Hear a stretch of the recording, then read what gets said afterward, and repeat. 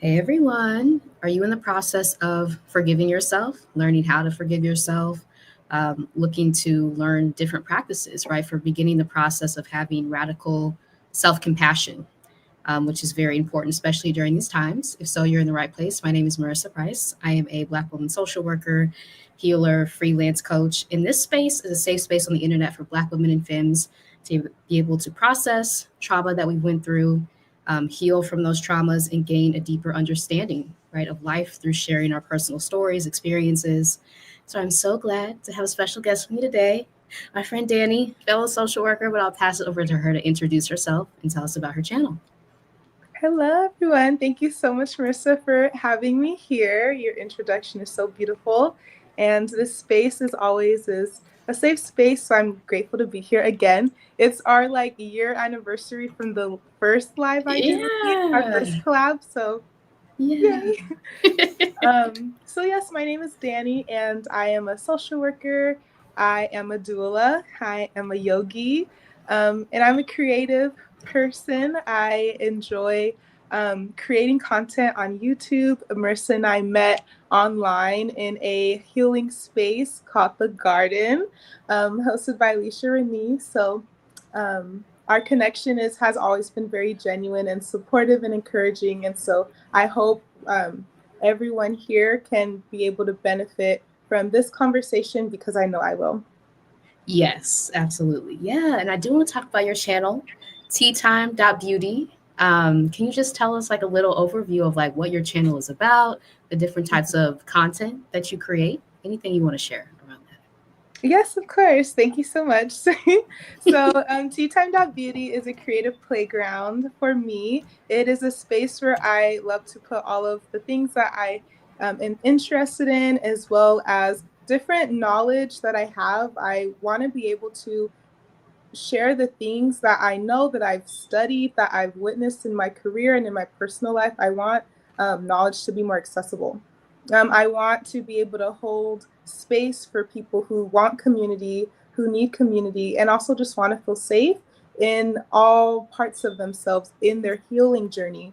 So I started my YouTube channel as a way for me to be able to be seen and for me to be able to honor all of my desires. It's not just the desires that are acceptable in career or the desires that are only acceptable in certain friend groups. Like I can be able to share on the internet things that matter to me, and it is a great way to unleash insecurities when I connect with people who have the same genuine desires that I have. So the people that connect with me on my YouTube channel, it's very genuine connections. And then to see people connect with each other and to have collaborations like this, it's just like a that? very big blessing. So I also use my channel to be able to share other YouTubers or other businesses or even offerings that I build along the way. So my channel is also a space to witness me build things as I go. And it was me releasing perfectionism. It doesn't have to Oh, be all done for yes. me to share something. I can start this YouTube channel,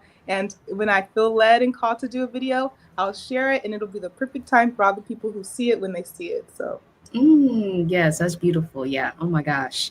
YouTube has been such a practice, right, in unlearning perfectionism and like releasing the feeling that something has to be like at a certain point. Because a lot of these things, like, they don't even resonate, right? When we do watch and when people like spend all this time perfecting it, it doesn't hit the soul the way that like just speaking your truth does. And I think you do a fantastic job of that on your channel. So please subscribe, y'all. I see Dr. Maya already subscribed. Hey, yes. oh, Yeah, Dr. Davia, thank y'all so much for being here. And Sade, who is a fellow participant in the garden, created by Alicia Renice, where we met. But yes, so happy to see the two of you together again. Yay! Yeah, and our last collab was, like you said, it's been like a year. So our last collab was, yeah, just before entering 2024. Um, and so yeah, to see like a lot of things have transpired since then, right? And it's still mhm. important to kind of like set your intentions, especially now with everything going on. Do you want to share anything about that, like the power of setting intentions to inform like the direction you want to go? Ooh, that was so beautiful. Yes, because as soon as you brought up that our topic was intentions, I thought about the things that I shared in that video. Remember the brick wall and like just Yes. being in Uh-huh. okay, cool. So yeah, just and for those who I definitely recommend watching that video. But Yes. what we spoke about was a metaphor analogy of when you're in a well, when you start a job and it was really around the pet to threat, but when you first Mm-hmm. go and everything is shiny and they make it's like there's this perception of how it's gonna be. And then you start experiencing things and then your reality is met with these people who are pushing back, and that push back is like a brick wall. And that brick Mm-hmm. wall is covered when you first enter the space with like a really pretty wallpaper. And over time you start like advocating for yourself, and when you're met with resistance you start pushing back that wallpaper and you realize this is a brick wall here. There's actually no pushing past the brick wall. I just need to leave the space, really, in general. Just this isn't my battle. Oh my Yeah. And gosh. so like I am on Monday starting a new job, and this is a opportunity where I'm still able to um, balance my entrepreneurship journey. I'm still able to balance my own wellness because it's remote and I only go into the office 1 day a week. I'm able to build my own schedule and put Mm-hmm. my needs first, and I get to still hold my morning routine that I've been building Mm-hmm. while I've been on my healing journey. So now that I'm going back into full-time work, I'm able to have a balance. And these are things that I recognized were important to me, and I recognize through boundaries, how do I prioritize my own needs while also taking care of myself and adding things onto my plate. Because while I was healing, I was able to just completely take a lot of things that I used to balance a lot. I just clean slate, what's important to me. So from that video to this point, there is a lot of self-love that I've built with myself. My relationship with myself is so strong now that I see struggles um, and obstacles as opportunities to learn more about myself and to build trust in myself. Wow. That's amazing. Yes. And I think like both of our stories are just like a testament to the fact that you don't have to stay in a toxic work environment that's draining your spirit, right? That there are other options out there for you that exist. And you can, in fact, like call it into being. We have that power within us. And I love how you said like you have such a solid rooting in who you are. And that kind of leads to the first question, like self-compassion, self-forgiveness. Like what do these terms mean to you in your words? We see them floating around, but like anything you want to share around those terms for you. Yes, self-compassion it's ever evolving. And it's always a choice to offer our self compassion. I think it's difficult when we do not give ourselves that option. When we put a judgment on what that needs to look like. If I show myself compassion, what does this mean about me? That's a judgment. Because do you believe you're worthy of compassion? You are. If I don't believe I'm worthy of compassion, I'm automatically not seeing the opportunities of where I can experience that. So self-compassion is being open to what does self-compassion mean to me in this moment? And then that's what self-compassion means for me. In the next moment, it might look different than this moment. And that's Mm-hmm. okay. I accept that. I won't judge it. I won't over evaluate it and try to change it or change myself in order to experience compassion. I am compassion. Yeah. Wow. I am compassion. Wow. That's so powerful because a lot of these things, like we're taught that we have to seek them outside of ourselves. And really, it's just been a process for me, healing of like turning inward, right? And realizing those things have been there this entire time. You just got to tap in. Yes. And even like speaking about difficulty of accessing compassion, do you feel safe? Mm-hmm. Because compassion in an environment where you don't feel safe will look so different and feel very different than accessing or showing yourself compassion in an environment where you do feel safe. Mm-hmm. And even like the levels of safety. Before, in the toxic work environment, there was some degree that I did feel I was safe to some extent. For me to go there day after day, I had to have some percentage of safety. Right. I was Mm-hmm. going, I was existing day to day. I wasn't living per se. Mm-hmm. Mm-hmm. However, there was something in me that I had the endurance, I had the tolerance to go to that environment until I didn't. Mm-hmm. And so I offered myself compassion each day going to that environment. I offered myself compassion when I left that environment to process that, yes, we did go through that. And yes, we are going to continue healing from that. And yes, there are all of these emotions and feelings and memories that are going to be with us because to some degree that experience shaped us. But are we going to allow it to keep being a hurdle? Or is it going to be something that I can accept as that was another version of me showing up? And I accept her just as much as I accept the decisions that I'm making now that serve me best now. Wow. Wow. That was profound. That was profound. Wow. So, like all the past versions of yourself, like having compassion, right? Yeah, because there are parts of us like we discover along the way. Oh, that's why I wound up in this situation, right? And also like placing the blame on external factors, um, like systems of oppression, right? That lead us into a lot of these environments and tell us that we can't exit. We don't have the power within us to do that. And that's just been a process of unlearning for me too, right? And so I want to ask, like, what does self forgiveness look like in practice for you? Mm-hmm. Doing the small things and finding pleasure in them and Mm-hmm. not pressuring myself to stick to something that doesn't feel like flow. Mm-hmm. Like, I understand we have responsibilities, trust. And also, life doesn't have to be a punishment. Danny, hold on. Say that one more time, please. Life 'Cause that does not, just hit my spirit. yes, yes, I will say it again. Life does not have to be a punishment. Wow. Wow.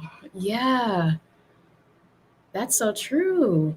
That is so true. Ooh. And I'm just thinking about the ways that we're socialized, that things have to be hard, difficult, that we can't really lean into our authenticity and be okay and be safe. We're told we have to like become these other versions of ourselves that never really align for a lot of us, right? Oh my Mm-hmm, gosh. mm-hmm, mm-hmm. And that's that self forgiveness. Like, who do I want to be right now? What do I want to embrace about myself right now? Mm-hmm. Right? Like, I give myself permission to experience myself fully right now. I don't have to over explain myself to anyone. I don't have to be understood by anyone. I don't have to receive permission from anyone else Mm-hmm. to embrace myself. I embrace myself because I'm worthy of experiencing all of myself. My heart's still beating, my lungs are still working. What senses do I have to enjoy? I have access to that without anyone else's permission. Mm-hmm. And you mentioned like as we were just talking about YouTube, like releasing perfectionism. Oh my gosh, and just tapping into like who you are. Like you said, right now in this present moment is enough. You came here as enough, right? You would never look at yourself as a baby or a child and be like, something is wrong with this person, but yet we've adopted these voices from other people and internalized them.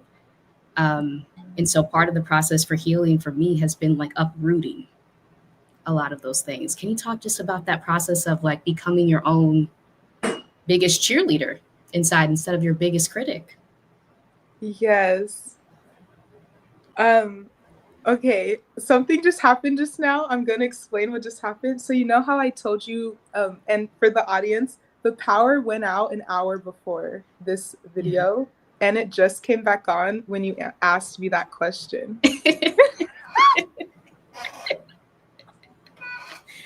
Oh my gosh. So when I say that was a powerful question, I mean that literally. I love that. I love that. So me being my biggest cheerleader, wow, is my peace. Me celebrating myself is my calm.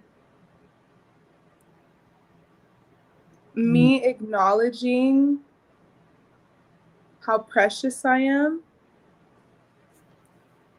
is my blessing. That's me having faith in action. Me forgiving myself is faith in action.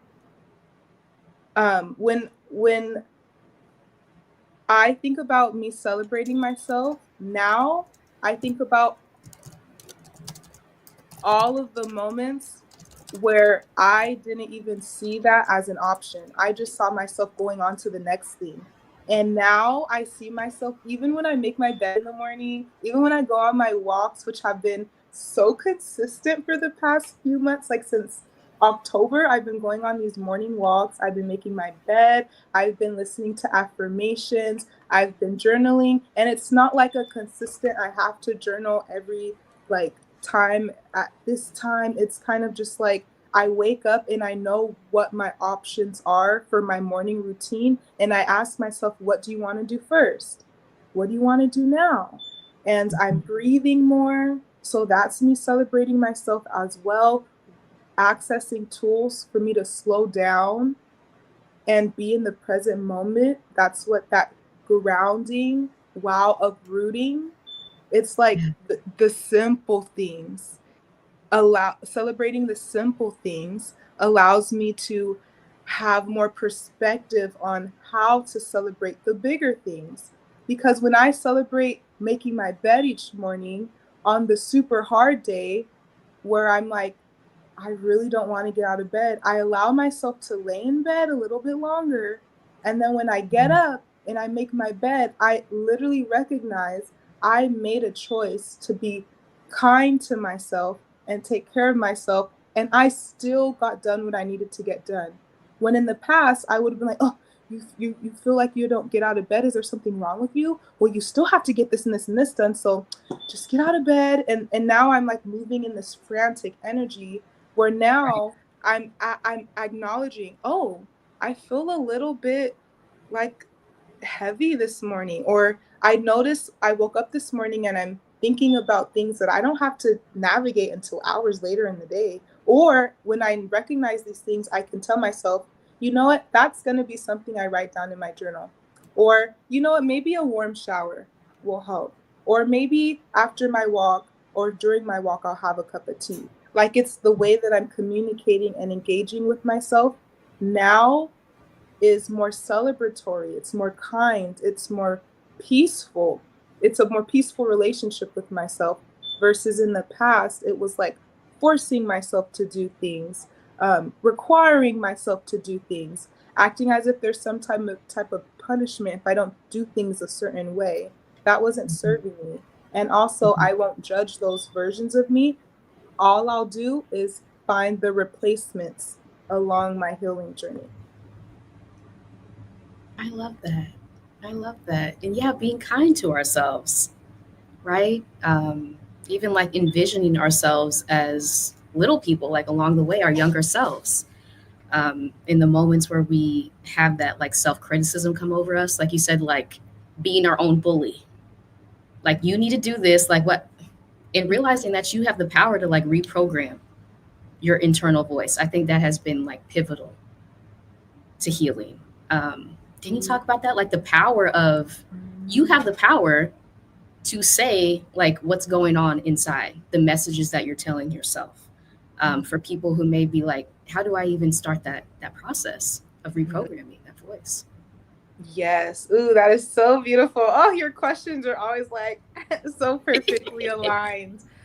So that sounds like reparenting. So Yes. reprogramming thoughts, reprogramming behaviors, reprogramming certain belief systems that we might be operating under consciously or subconsciously.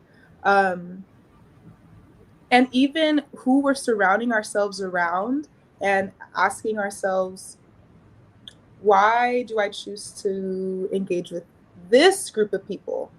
And am I open to expanding that circle or expanding my mind beyond what the belief systems of this group is? So with reparenting, it's recognizing, okay, I'm in the driver's seat now. Okay, so for Yes. some of us who have had childhood experiences where we remember vividly or even intrusively sometimes the memories of not being in control and the distress that might sometimes come up with that, those programs that are still that we're still operating under, that we were shaped into during those childhood moments, we're still operating under them as adults. That's why they come up still. They're living in our body. We're operating under them still. And so this reprogramming, it's not done all at once because we didn't we weren't operating under it in an all at once fashion. It was something that we observed other people doing it. We heard the things that were said, we started mimicking, and then we saw how the environment responded to us. Like, it's been this evolution of being under this program, this thought, this behavior, um, this belief system. And so having that grace with self to acknowledge, where am I and what do I want, because only I can make this change now. Only I can make this change now. It's having that difference. I was researching, there's a difference between healthy adult dependency and early childhood dependency. And in early childhood dependency, we needed to depend on those caregivers. We needed those adults to shape our environment in a certain way. Even if as a child we couldn't control or even understand to say, hey, when you parent me like this, it makes me feel blank, blank, and blank, or that doesn't fit Yes. with my soul, the way that you're operating with me, but you're my dependent, so I need you to do it like this and this and this. We did not have the bandwidth, the neural networks, like that was not age appropriate for us to explain all of those things. However, our soul knew those details all along. Yes. So now as adults, with the healthy adult dependency, we're able to communicate. We're able to check in with self. We're able to learn. We're able to reflect and then adjust and readjust and change our mind wherever is needed, right? We're able to walk away from certain people or spaces. Whereas children, it was like, this is where I am. I really just can't control this. But as adults, we're able to walk away from the job. We're able to walk away or even take a break when we need. It's just, how are we navigating that with ourselves? We're so focused a lot of the time, because that's a program, to focus on the environment and then focus on self. What if we focus on self first? And this is me speaking to myself as well. Reprogramming is my relationship with myself. I'm not reprogramming the world. I'm reprogramming what I'm accepting, what I'm allowing. Right. Wow. Wow. Yes. Ooh. I And just I be think talking, girl. no, you dropped so many gems. So many gems. And yes, I see Dr. Maya says Danny has the most amazing smile and spirit that I have seen. I feel like we could be friends. We are friends. Thank you so much. I love that. Yeah. Oh my gosh. So many things, like realizing that you have agency as an adult. That has been like, ooh, and it sounds simple, right? Like, of course you have agency, but as you said, like we're still operating in these patterns that have been deeply ingrained throughout our lives. And so, like, reminding ourselves constantly, no, I'm an adult now. I can leave this situation, right? I couldn't necessarily leave the situation as a child. And that's like all the more reason to now remove yourself from toxic, harmful situations because now you do have the agency, right? Mm-hmm. What has that process been like for you? Like, reminding yourself, I can pick myself up and move myself out of an environment now that I'm an adult. Beautiful question. Okay, so Mm-hmm. I wrote down grace is active, not passive. Mm-hmm. And it's like I'm willing to show up for myself and also accept if I need support. That's what it looks like lately. I Mm-hmm. will balance, I can do it with I also am willing to accept and show up for support. Because a lot of my life has been me feeling like I have to do it on my own. And that was a lot of my childhood. I was doing things that I really did not, it was like kind of, I just wanted to be a Mm-hmm. kid, maybe. Mm-hmm. Just a little bit. Would have Yeah. been nice, a little bit Yeah. more. Yes. And also, as an adult, I'm able to show that young version of myself. I'm so impressed with you, girl. I love Like, that. you did your thing. So, and part of why we had our this session earlier is because I am a mentor and I volunteer to do this, but I'm a mentor for young teenage girls in the area, and that is every Friday. And there's other volunteers that come, and it's like a group session where we all get together and go over certain topics that they want to discuss, and we hold space for them.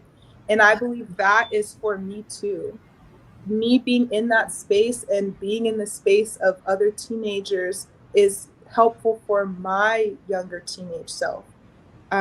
It really grounds me to be able to be healing as an adult and giving myself the fun and the compassion and the love and the safety and protection that I wanted at that age. And also, it's helping me to show up for others while they're in that period in life right now, to be able to balance in my soul space and in my healing journey the grief of I deserved that, Wow. because that sadness was it's still heavy sometimes. Like, I think Mm-hmm. about sometimes I wish I could have just had more of a teenager life instead of feeling very parentified and feeling like if I didn't focus on my academics 100% of the time that I wasn't going to have a future. Now as an adult, I'm able to say I can have a future, I can have a life, I can have a present, I can have fun, I can study, I can do things in a like a strict fashion, and I also can do things in a freestyle fashion. I can ebb and I can flow, knowing that I have these gifts and these talents. When I look in my past, it doesn't, I don't want to be stuck anymore under the narrative of that was so hard and I didn't deserve that, that was unfair. Because being stuck there Mm-hmm. brought kept me in this grief that felt like it was just never going to end. Yes. I needed Mm-hmm. something else. I needed another awareness about this story. I needed another perspective. I needed, in my evolution, I was ready for something more, another understanding and perspective of that period in my life. And as an adult, I have to hold that younger version of myself in order to see and hold those realities, because my brain was just protecting me. My body was protecting me. That was a protection. That was hard. So let's make sure to not go through something that hard again. That was the program. Work really hard in your job, and it doesn't really matter if the environment is too toxic as long as you're getting your paycheck. Because remember when you were younger and there wasn't enough money flowing in the house? Yeah, we're not going to do Mm-hmm. that. Mm-hmm. And so that's how staying in the program of being under that narrative of I'm scared, um, I remember when I was younger and things were scary, and that can follow you into adulthood. It followed me until I started meeting people who were going outside of their comfort zone, healing out loud, creating communities so multiple people who were healing can all meet and we can all experience each other. It wasn't until we met in the garden that I really saw the value in showing up creatively in my healing journey, and including fun in my healing journey. I needed to see the impact of that in other people's journey, because to just be told, because my grandpa was telling me, I was like, Grandpa, do people in our family experience depression or anxiety? And he was like, yes. He was always telling me, go have fun, go do something you enjoy, even if it's small, just do it every day. And when he was telling me, I was like, I hear you, but like, is that really all that I need to do? And then I met all of the ladies in the garden, and I was like, Yeah. oh, this really is healing. Like, it really does make a big difference when I show up in my childlike fun self, and then other people are celebrating me and seeing me. That actually does a lot for the grief that I was experiencing or the sadness that I felt I was stuck in. I'm able to move and have a new experience. Yeah. Right. Oh my gosh. Yes. Yeah, that experience was transformative. So the garden, created by Alicia Renice, is a community for Black women recovering our creative gifts and healing, like you said, like out loud through like creative expression. And a lot of these environments that we're in as adults kind of suppress our creativity. And so getting back to the childhood versions of yourself, which is really like the purest essence of who you are, right? Before the world tells you who you should be, before you're placed in any of these boxes that you don't consent to, like that is you, who you are as a child. And so like really healing those parts, it was transformative. And I see Marissa's in the chat too. Hey Marissa, who's also in the garden. Yes. Yeah, speaking of creativity and healing, like, Yes. Please yes. subscribe to Marissa's channel as well. Enough by MNT. Yes. Yes. Yeah. And Dr. Davia says yes for mentoring and modeling. Yeah, I do want to talk about that, like the power of mentorship, because I've had the opportunity to be a mentor too. And I have found that it probably healed me more than like the person I was working with, right? To be able to walk them through whatever they're going through. Cause like you said, like you have to like coach a previous version of yourself basically like to the point you are now. And so you're doing a lot of healing during that process. And so what has that been like for you being a mentor to teen girls? Yes. So I mentored when I was in high school. I mentored freshman students when I was in my junior and senior year of high school. And then in college, I mentored first generation college students who moved, who were, away from home for the first time. And I did that for 3 years. And so this is going to be my first time post college to be in a mentoring space. And I actually wanted to be a part of this program a few years ago, and it just ended up being more aligned at this point. And so, again, like experiencing showing up for myself, be in my YouTube channel and in my career and in building very authentic relationships with other people. The way that I'm showing up with these young girls is very eye-opening to the growth that I've had. I think the way that I show up is very like, this is who I am, and I feel like that's felt. I see how they make eye contact with me, and even those that don't usually make eye contact, I see how they listen to me, and I pay very close attention to them when they show up, or even their body language. And I think being seen and being heard, I'm able to show up in that space comfortably because I know what it feels like for me personally. I think a few years ago, if I would have entered into this mentoring space, I was still searching and figuring out what community meant for me. I was able to find over the few years very genuine community online and locally. And so now being in this mentoring space, it's so beautiful because I'm able to actually be very present. And like you said, learning from them when they speak, I'm literally tapping into my younger teenager self. And I'm like, girl, it's your turn to shine. So, all those other times you were like intrusively showing up, like, this is your time. This whole session is for you. Like, the adult part of me will do the like tampering sometimes when I just really want to talk a lot, and I'm like, okay, remember, you're the mentor. Like, it's okay. Like, you have your friends you can go talk to after this. I know there's a lot coming up right now. I know you're excited. Sometimes I do want to remember to hold space for them to be able to show up, because I remember being a teenager. It's a bit intimidating sometimes to just like always let out the excitement that we're feeling. Yes.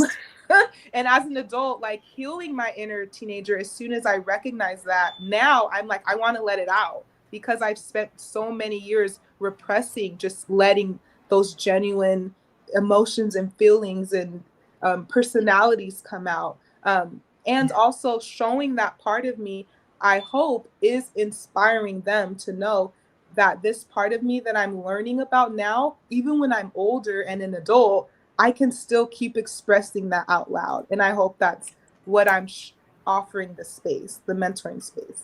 And that's so powerful, right? Like you said, like being a teenager is a lot. Just when you said that, like I had all like a flood of memories come back, like it's a lot. So to be able to like see someone like so rooted in themselves and be like, oh, this is an aspiration for me, right? This is possible. I think that's powerful to see someone like that. So yay. Yay. And I will even give a shout out to those teenagers, because when they share the things that they're interested in, I am so inspired. I will give them a lot of credit. I learn a lot from how they show up confidently in what they know and what they're learning, and what they don't know. They like express themselves. So it's just very inspirational to know that they're here at this point now, and to know when you're my age, like, wow. Because I know a lot of people tell me that they're like, wow, at your age, you're just, this at your age. I'm excited to see where you go. It's really nice to be in a space to think of that for and experience that with younger teenagers. Yeah. I love that. And yeah, just thinking back, like when I was a teenager before, like the work world, because I feel like the work world was like highly traumatic for me, like all throughout my 20s, college, grad school, work, right? Like little by little over time, all of those environments kind of chipped away at my confidence that I had as a teenager. And so to be able to be like surrounded by teen girls, right? Having that confidence before entering into these environments and also like preparing them for what they may encounter. I think that's really, really powerful. Yes, because they're actually already experiencing some of the things now that we experienced in the workforce. Like, they're experiencing it in Mm. school, in their after school activities, like, and so to be able to be with older women, and we're sharing our experiences. Like, yeah, I experienced this thing at work. Oh my gosh, I experienced that, something like that in third period. And everyone's just talking about it. Like, let's normalize that we can talk about these things. So when it's in the workplace, we're not thinking, Yes. oh, I shouldn't tell anyone because I'm already used to not telling people, or I'm already used to not having my reality taken seriously in these social situations. Like, let's normalize sharing what's going on in a social context, whether it's comfortable, uncomfortable. Let's celebrate each other, and let's take it seriously to ask more questions, even if someone Mm. seems okay, with consent. Yeah. But, sometimes people aren't going to just say, yeah, things actually are getting kind of bad and I don't know what to do. Sometimes people feel more comfortable saying, everything's fine, I'll get by.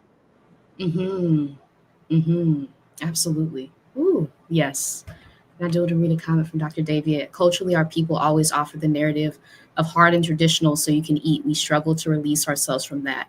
I do want to talk about like why is it so hard for us to forgive ourselves, right? Especially as Black women, like given the socialization that often happens.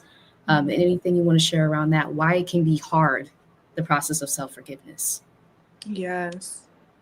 So remembering who we are and remembering where we've come from. Mm-hmm. Remembering who we are first and remembering where we've come from. I think sometimes we're reminded where we've come from at a certain point, of trauma, as if there was nothing before trauma.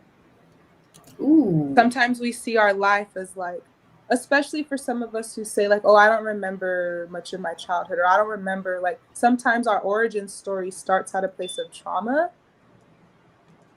Mm-hmm. Or maybe ask yourself at any point that you remember a trauma at that point in your life, have you offered yourself forgiveness in that area? Mm-hmm. Because after we experience trauma, it's a safety mechanism to move forward in the best way we know how in that moment. And it sometimes doesn't feel safe later on to go back and revisit that. It's uncomfortable. Why would I revisit something that I got through? I got through it. Why revisit it? Well, here's where self-forgiveness comes in, because am I going to judge myself if I end up experiencing a similar hardship? I won't know. And it's okay if I end up judging myself or being harsh on myself or whatever. It's the part of the healing journey, and the self-forgiveness process is doing it again and again. That's why I wrote down grace is active. I give myself grace in an active fashion. I'm going to show myself I'm worthy of experiencing myself fully. How? When I experience disappointment, and that brings up a lot of memories of experiencing disappointment in my childhood. Mm-hmm. Am I going to be angry? I can. Am I going to repress any emotions and just not acknowledge that I'm having any emotions? I can. Am I going to open that up, this experience of disappointment and what it's showing me, teaching me, what messages are coming from it? What does this experience of disappointment feel like in my body? What Mm-hmm. thoughts are coming up for me? What thought patterns am I noticing whenever I experience disappointment? That's an option too. Right. Self-forgiveness is I know I have options, and I'm worthy of choosing whichever option that I desire in this moment. The choice that I make does not define me. The experience and circumstance does not define me. Mm-hmm. If I'm judging myself,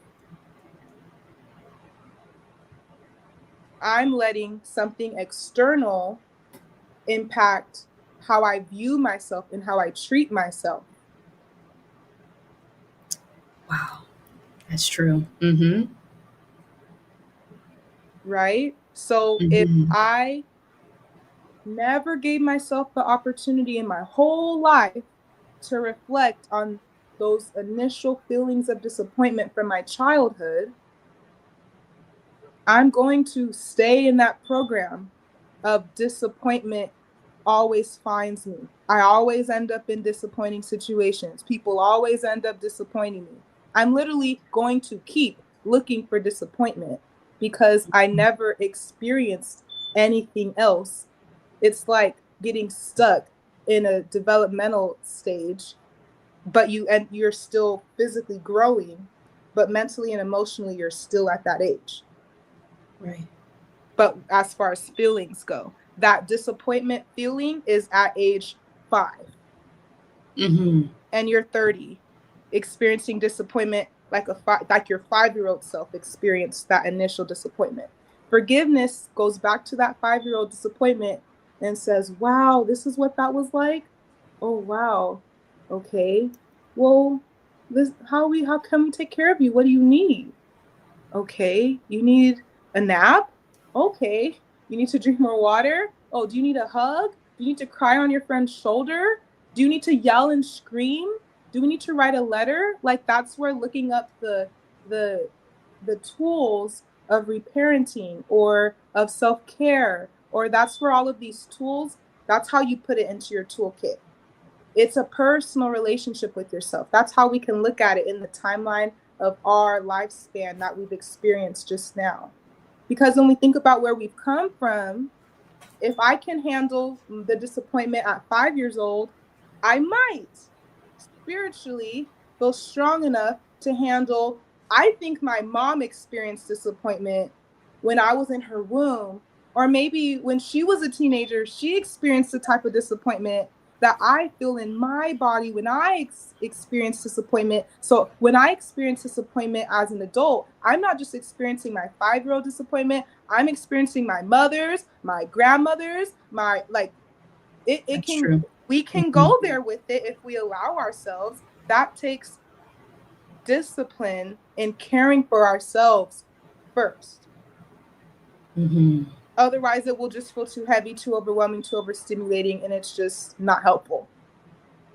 We start with ourselves first because we can always return to ourselves. And that's what self-forgiveness is. I will always return to myself. I will never abandon myself.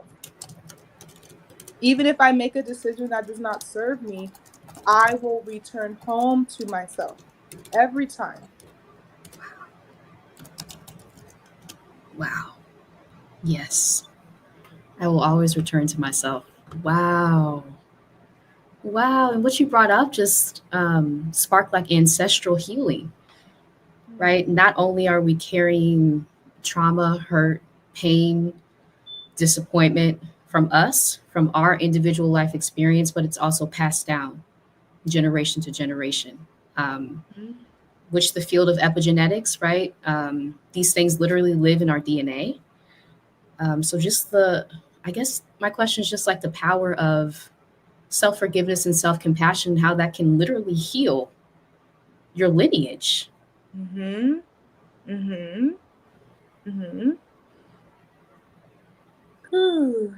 Yeah, because when we think about, I was in my great grandmother's womb, Mm-hmm. Mm-hmm. and if I think about who's in my womb, Yeah. regardless if I end up having children or not, like, I'm already having my footprint mark on this world. And the way that I'm moving now is a way that was, I was set up to be able to exist today. My great grandmother, my grandmother, my mother set me up to be here. Mm-hmm. And in my lifetime, I also experienced that there were certain things that I needed more of. So it's being able to hold both of those things. I need compassion. I literally need compassion Mm-hmm.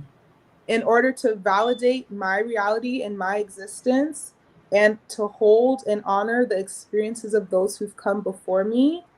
I have to have compassion overall. And it's not from an ego. It's not coming from a fleeting space. It's not coming, compassion is not, oh, I'm not only going to offer it to you when you're making me feel good. And then once you're not making me feel good, I don't offer compassion. That's not what compassion is. Mm-hmm. Mm-hmm.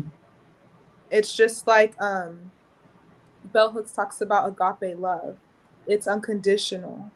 Yeah. So compassion is a value system.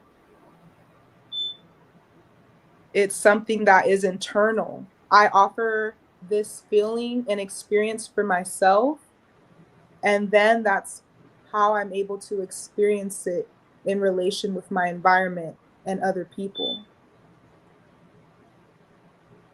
So forgiveness is recognizing, okay, I'm here for a reason, yes. I have a purpose, yes. How am I going to go about my journey? Mm-hmm. Not what do other people want me to do in my journey, or even what religion might say sometimes. What does this being, or this Bible, or this word, this book of word, or this belief system, what does it tell me I need to do?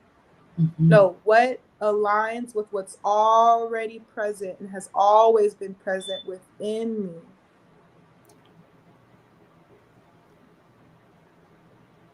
That's so powerful. Yeah. And like an affirmation I've been repeating to myself, like, I have been fully equipped for this journey. Right. And so when I start there, I'm like, I realize that I lack nothing, that everything, like how I was created, was perfect. Right. Just me being like coming here to earth. Like, I was totally equipped, fully equipped for everything that I would encounter. And that like changes my perspective on everything. That sounds like power. That sounds like trusting yourself. Yes. Yes, absolutely. I do want to ask for people who may be in a cycle of perpetual self blame, because we know that, I mean, just speaking about childhood trauma, right? A lot of these voices that we've internalized throughout our lives, they may be harsh, they may be overly critical, they may lean more towards blame than compassion. And so, how can we get out of that cycle of self blame if it just feels like, how do I ever stop this and go towards compassion? Like, if it feels impossible, anything that you like to share? Yeah. Get clear with what it is you actually desire, like the nitty-gritty details. An example I'll share is like when you know you're gonna move and you want the everything that you want in your next place, you make that list. What you want from the bathroom, the bedroom, the kitchen, all the amenities, like your yard space, if you have a pet, the accommodations, the amount of money you're gonna pay. Like, you get clear on all the details. And so as you start browsing and searching, it's a yes, no, maybe, no, yes. Like, you start first with, what do I want? Okay, so blame and shame. I personally believe no one just says, I want to blame myself. So I'm going to get this really clear list about all the ways I'm going to blame myself, and I'm going to be so satisfied. Like, I don't think anyone is choosing that. I don't think anyone's choosing, I'm going to shame myself. No. And here's the list of all the things I'm going to be shamed. Like, I'm going to be shameful about. Like, I don't think we do that. However, our brain and our body, survival, holds on to negative experiences, to situations where we do not need to experience it again. We remember the details that will allow us to protect ourselves. And that kind of survival state of protection does not always serve our highest good, because it's going based on limited information. It's going based on a situation from the past, a traumatic situation, a situation where we may not have had as much control or knowledge as we do now. And so shame and blame are going based off a old program. It's running off of thought patterns that are not serving you anymore. At some point they did. However, by the time you recognize the shame, the thoughts, the way that shame impacts how you behave, how you show up in relationship, the decisions that you feel are accessible to you, once you recognize the way blame is impacting your day-to-day relationship with yourself, you're aware enough, you trust yourself enough to practice, okay, well, if I can pay attention to these details, how many details can I get clear on of what I would much rather be experiencing? If I can get in touch with these feelings and this experience in my body of this thing that I'm already experiencing, and it's weighing on me, it's my muscles are tight, like I feel like I'm not breathing as deeply. Like, get clear with what this experience is. Just like what we said with the disappointment, going back to that young person. So, right, going back to that blame, going back to where that shame is showing up. and offering it that compassion, that forgiveness, that grace in action. What do you need right now, blame? What do you need right now, shame? We're not coddling it. We're not enabling it. We're just addressing it. I see you. I'm going to get clear on what this experience is like because I'm worthy of experiencing the fullness of me. And I'm worthy of not staying in this space. I'm worthy of saving myself, trusting myself, protecting myself in a new, evolved way, in a aligned way now. I don't have to know all of the details of what that is. I just know that every time I do get clear on a detail, I'm going to acknowledge it. Because avoiding the blame and shame is what keeps us in that program. We're not giving ourselves any other experience. So how are we going to judge ourselves for experiencing something that we haven't given ourselves an out?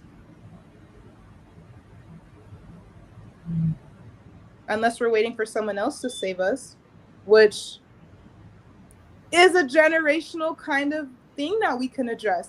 We don't have to judge ourselves if you are waiting for someone to save you. You might have been, that might have been a program. Let's address it. Yes. Wow. And something that you said, like, you don't have to repeat it. And I think that's so powerful. Like, just because this is something that you've been accustomed to, like you said, this may be a thought pattern that has been deeply ingrained for many years. You always have the agency and the option to choose a different path, to provide yourself with another option for how you're feeling about yourself, how you're talking to yourself. And so, yeah, I do want to talk about joy too, and how that can be a process of healing, being compassionate towards yourself. And yeah, because we don't often hear that. Something I've been noticing, but healing doesn't have to be like hard and like how it's presented. It can be in the pursuit of joy. Right. So, anything you want to share around like leaning into joy? Yes. So leading into joy is going to be the number one fastest way to heal any stagnant like energy space. So I know like sometimes when I'm feeling really like my grief, it shows up in my hips. When I'm feeling sadness, sometimes it shows up, in my heart space. Sometimes when I'm feeling like I'm overthinking a lot, I notice I'll sleep in a more protective kind of like in a like protective body position. It won't be as open. I won't lay on my back as much. So these certain things that I notice about myself when I might be a little bit more stressed, when I wake up in the morning, or as soon as I do notice these patterns in my body, tapping into something that I know is like a zap of joy. So like whether it's listening to a song that I really like, or making sure that I have something to look forward to. My morning walks are something that I really do enjoy because I'm in nature. And so that's something I can look forward to. And so knowing those things about myself, though, is really important. I'll give an experience or share an experience I had. I used to get panic attacks over a year ago in the job that I was in. And I, a few days ago, was meditating. And during the meditation, I had this similar visceral experience of the panic attack. But in my mind, I knew that I wasn't actually having a panic attack. I was meditating. And so I remembered in that moment, though, because my body was having, like, I would, like, as if I was cold, I would shiver, like my jaw would like quiver when I would have panic attacks during that job. And at that time, I was needing to speak up more. However, I would freeze up because it was such a toxic environment that it wasn't safe for me to speak to the HR at that point anymore. But I still needed to speak something because something was happening. And I didn't know where to go. I didn't really feel safe in that moment with my words. And so I think that's where that panic attack was like a stop. And so lately, in the past few days during that meditation, I remembered that experience of not knowing what to do when that was happening. And in that moment, I took a really deep breath and I literally said out loud, "You're safe now, and you know more now." And then I repeated it. I took another deep breath and I said, "You are safe now, and you know more now." And it stopped. It literally just stopped. So I think the practice of meditation, the practice of knowing that I have certain safe spaces throughout my day that I have set up to offer myself, is the joy experience that I'm offering myself in order to heal these traumas or these areas of shame and blame, because there was still a lot of shame and blame I needed to heal from over a year ago from staying in that job. Um, and so it's a continual process. It's kind of like they're always going to be intermingling. Like the joy, I can offer myself joyful moments and I can still later in the day feel the grief or feel the sorrow. But it's the fact that I'm able to experience myself fully and know that at the end of the day, I'm going to experience them with me. I'm not going to abandon myself when I'm experiencing something hard. When I'm experiencing something hard, I'll be there with myself and then be like, "Do you want to maybe like go drink some water and listen to some music? Do you want to go on a walk?" Like it's a relationship that I have with myself. Experiencing joy is building that holistic relationship with yourself. And if it's hard to do in the beginning, think about what a friend has done or a family member has done for you during some of your hardest moments in life, and they were with you and experienced the hard with you, and then they experienced the light with you. They experienced the heavy with you and they experienced the joy with you. And then think about, how can I do that with myself? Beautiful, beautiful. Yes, I'm not going to abandon myself when things get hard. Wow, wow, that's so powerful. And yeah, you mentioned like flexibility and adaptability, and realizing that there's never like this healed place that we ever arrive to. I think that's also been like, oh, eye opening for me, because it's a continuous process. New wounds will be open, new wounds will be created just through the process of life. And so it's just realizing that you always have a toolbox that you can go back to when things get hard. And yeah, committing to never abandoning yourself. That's huge. That's huge. Wow. Yes, I do want to ask, as we wind down, what does life look like once you decide to forgive yourself? Ooh. Such a great question. What does life look like? Freedom and flow. Mm. Freedom and flow. Like even the lights turning on during our interview. It I could have freaked out. I'm like, "I can't do it. It's too inconvenient now. It's just too much." And also I was like, I'm still gonna do it. I'm still gonna do it. I'll figure it out. I'm just gonna do my hair and I'm just gonna figure out the best location and figure out what I have access to so Mhm. everyone can still hear me and see me. Um, I've been spiritually preparing for this space, and so it's gonna work out. Even though this unforeseen thing happened, the power went out, I'm still gonna show up for it. And of course it turns on during our session. So that's what it feels like with having this constant ability to forgive myself now. It's a practice. It's a practice. It's a process. Um, it's it's me allowing other people to see me even when I'm not being perfect, even when I'm not sure, even when I'm maybe showing up in a way that um isn't my fullest version of myself and I know it, but that's what I have the capacity for. So that is my fullest self of that moment.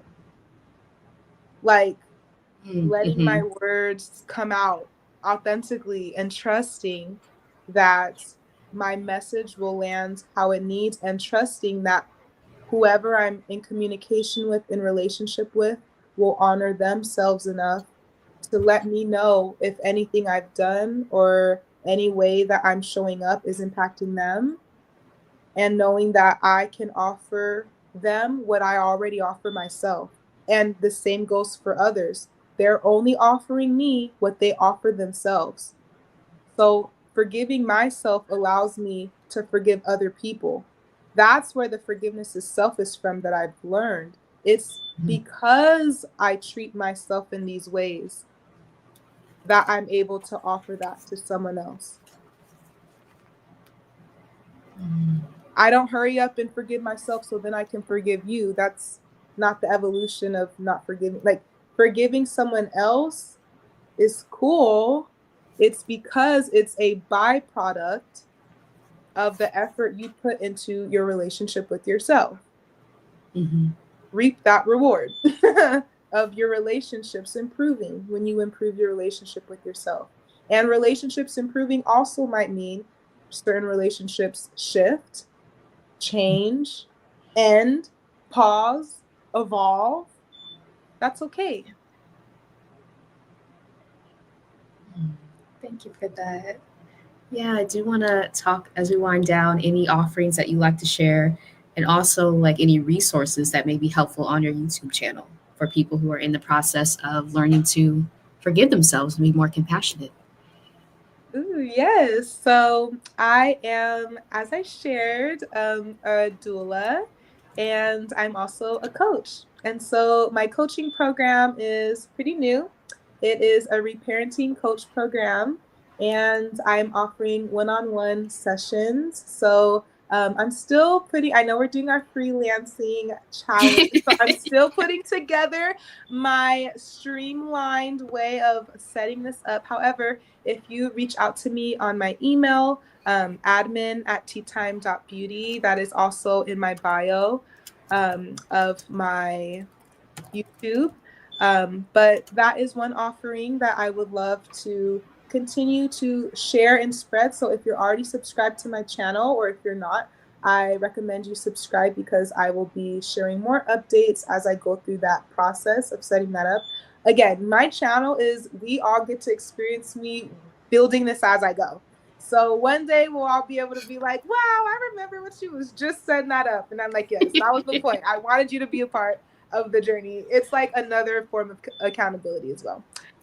But also on the channel, it's a lot of different interests. Like sometimes I'm reading to you about healing. Sometimes I'm reading to you about something that's fiction. Sometimes I'm sharing things about yoga. Lately I've been building a breathwork session. So I'll be posting that on my YouTube channel, and that's going to be my first workshop offering. So I'll be Ooh. hosting breathwork sessions weekly at 3 p.m. and it'll be 15 minutes. And each week we'll do a different breathwork. And so it'll be 3 p.m. Pacific time. And I just wanted to be able to offer something that's accessible, and that is a community healing space where we can all just have a moment in the middle of our day and breathe in community, be led, guided to center our nervous systems, and be Mm-hmm. able to learn maybe something new, and have something consistent weekly that we can check in on. So it's something that's only going to be $5. It's 15 minutes, and that's something that I'll be posting on my YouTube channel. But we'll be starting that next month. So I'm really excited to start Yay. that. That's so exciting. And we need that, right? We need practical, accessible, low barrier to entry Mhm. ways to begin breathing again, healing our nervous systems, because yeah, especially during these times, right? It can feel like pure and utter chaos. And so the more tools that we have to stay rooted, in ourselves and stay committed to our healing process, I think that's amazing. So I look forward to those coming up next month. Yeah. Any last parting words that you like to share before we close out for the night? Ooh, yes. And this is something that I shared at the end of my self-forgiveness video on my channel. But what I would love to share with you all is the love you have for self is reflected in your relationships with all people and things. Mm, So the love you have for yourself is reflected in your relationships with all people and things. beautiful. Beautiful. Perfect way to close. Thank you so much, Danny, for being here, for sharing everything that you shared. I will have to go back and watch all the gems that you dropped. Um, yeah, and you said so many things that were so healing to me. So thank you. And I'm sure, like, for the folks in the chat, thank you all so much for sharing your experiences as well. Thank you for being here as always. Please subscribe to Danny's channel, Tea Time Beauty. And yeah, Sade says, this was beautiful. Thank you. Thank you for this affirmation. Thank you for being here, Sade. Thank you. Uh, but yes, I hope y'all have, and thank you, Dr. Maya. This was incredible. Yes.